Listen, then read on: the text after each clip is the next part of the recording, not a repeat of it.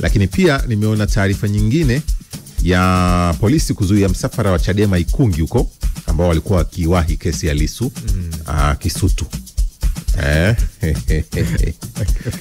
Nimeona taarifa ambapo inaeleza Chama cha Demokrasia na Maendeleo Chadema wilaya ya Ikungi mkoani Singida wameeleza kusikitishwa na hatua ya jeshi la polisi Ikungi kulishikilia gari walilokuwa wakisafiria wanachama wa chama hicho kuelekea Dar es Salaam tangu saa 11 jioni mpaka wakati huu. Ilikuwa ni jioni kabisa ambapo walikuwa wenyewe wanaiwahi kesi hiyo wanasema.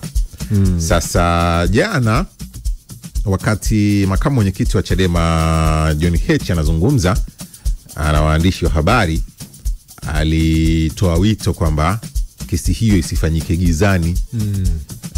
Taka iwekwe hadharani, watu waruhusiwe, watu waone. Na akasisitiza kwamba bado wanachama wana nafasi ya kwenda kukusanyika.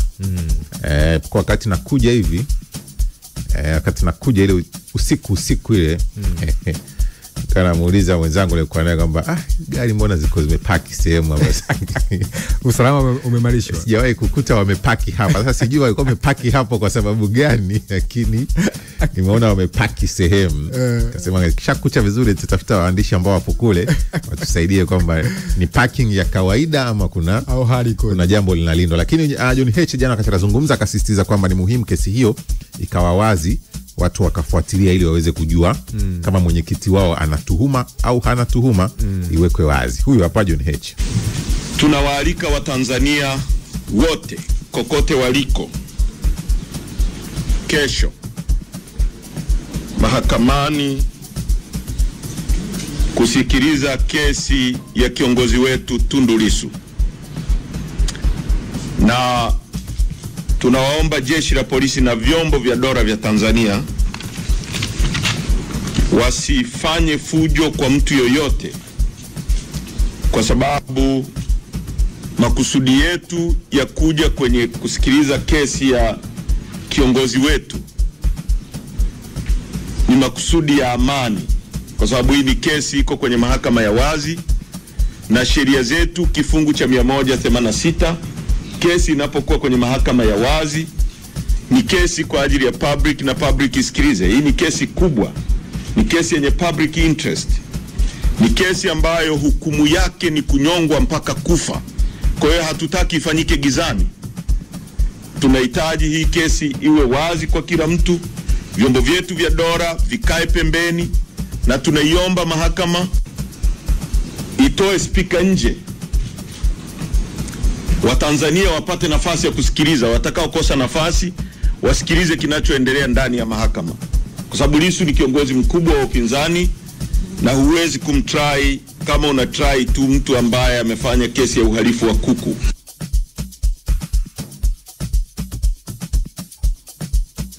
Haya, huyo ni makamu mwenyekiti wa Chadema Tundu Lissu jana akizungumza. Sema kesi ni public interest. Hukumu yake mtu ananyongwa hii. Ina maslahi ya umma. Watu anasema wana haki ya kufahamu either mwenyekiti wao atanyongwa ama atashinda, kwa sababu anasema hukumu yake ni kunyongwa.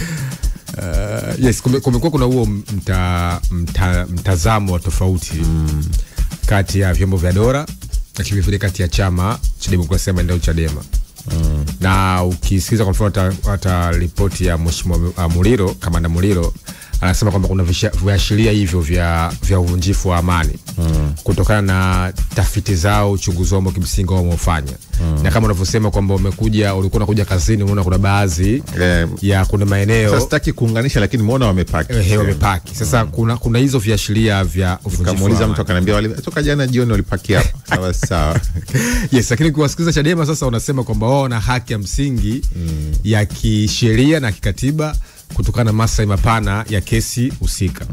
Na kama unavyojua Mtei, unajua kesi hizi za kisiasa huwa zinabeba hisia zaidi za wanachama wa chama husika, zinabeba vile imani zinasema husika. Kwa hiyo kwa kiongozi kama Lissu, kiongozi ambaye anaongoza chama cha Chadema, ukitazama amekuwa akivutia makundi katika chama chake, hata makundi ya watu mbalimbali.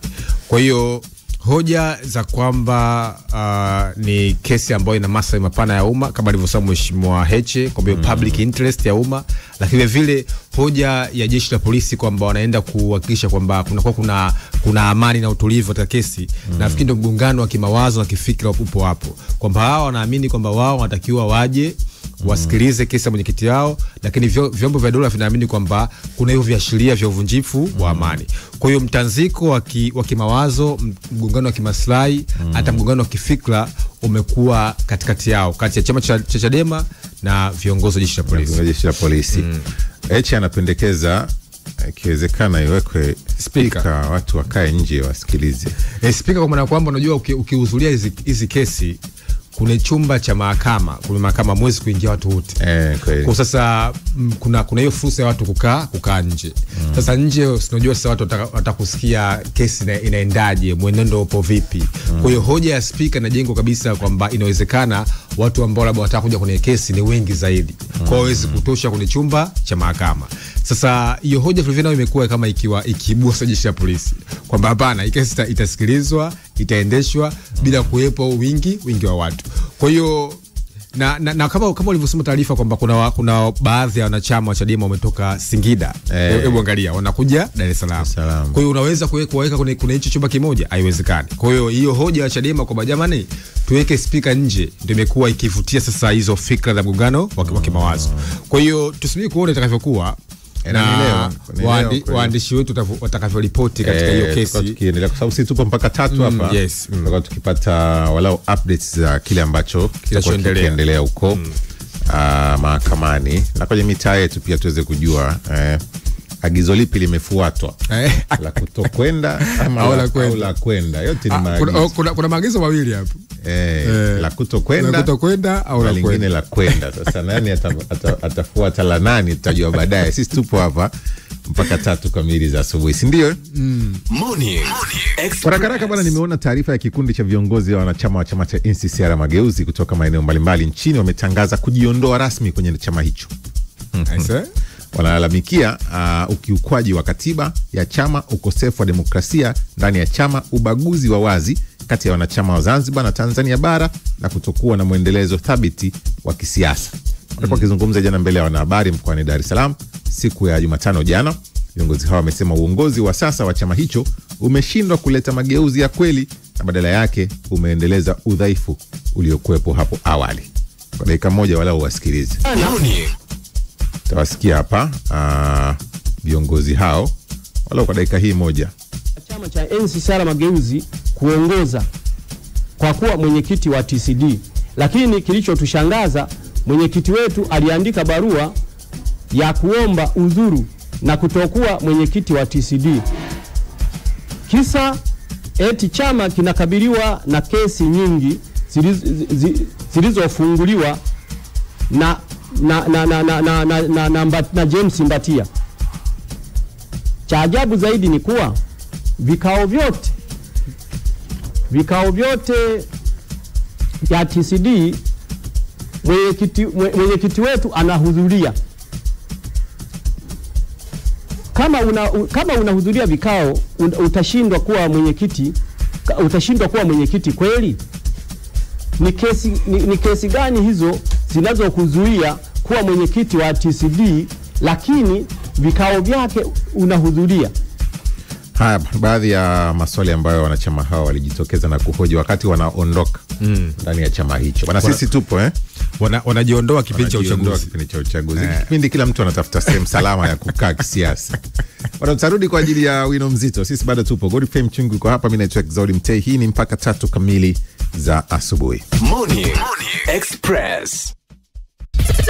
Tumevuka boda kuiunganisha miji mikuu ya Tanzania, Kenya na Uganda, na kwa pamoja tumeichagua East Africa Radio kutuleta pamoja. East Africa Radio, together tunawakilisha. East Africa Radio, together tunawakilisha. Usitoke. Baki hapo. Tunalipa bill dakika 0 tu. Tunarudi 93.7 East Africa Radio Arusha, together tunawakilisha. We got the DJs. You're listening to McKay. DJ McKay. Allah. Allah. Allah. DJ McKay. Wicked. DJ McKay. You're listening to DJ McKay. East Africa Radio. DJ